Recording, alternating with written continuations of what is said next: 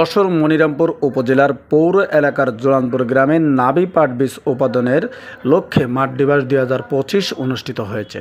সোমবার সকালে মাঠ দিবস অনুষ্ঠানে পাট চাষী মশিয়ার রহমানের সভাপতিত্বে উপজেলা পাট উন্নয়ন কর্মকর্তা সোহানুর রহমানের সঞ্চালনায় প্রধান অতিথি হিসেবে বক্তব্য রাখেন যশোর জেলা পাট উন্নয়ন কর্মকর্তা এম আব্দুল বাকি, অফিস সহকারী গোলক দাস ও এছাড়াও উপস্থিত ছিলেন এলাকার নারী ও পুরুষ চাষিরা।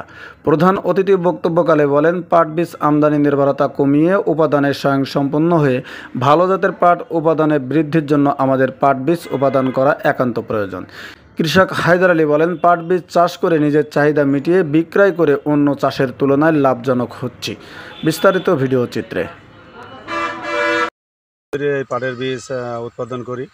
পাটের বীজ উৎপাদন করে আমি আমার নিজের চাহিদা পূরণ করি, বাকিটা আমি দেশের কাজের জন্য বিক্রি করি। 1 একর জমিতে আমি বীজ পাবো প্রায় 350 কেজি। আমার খরচ 10,000 টাকা মতন, আমি পাবো প্রায় 70 থেকে 80,000 টাকা মতন। পাটের বীজে উৎপাদনে অনেক মুনাফা অর্জন করা যায়। আরও অনেকেই চাষ করেছে। এবার ফের আমাদের এই জোরানপুর গ্রামে প্রায় 10 একর জমিতে চাষের বীজ উৎপাদন হয়েছে। আমি সবচেয়ে বেশি ভালো উৎপাদন করেছি এবং আমার বীজই ভালো হয়েছে।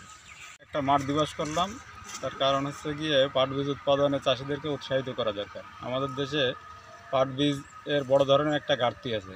দেশের প্রয়োজনের প্রায় 80 থেকে 85% বীজ এখন আমদানি করতে হয়।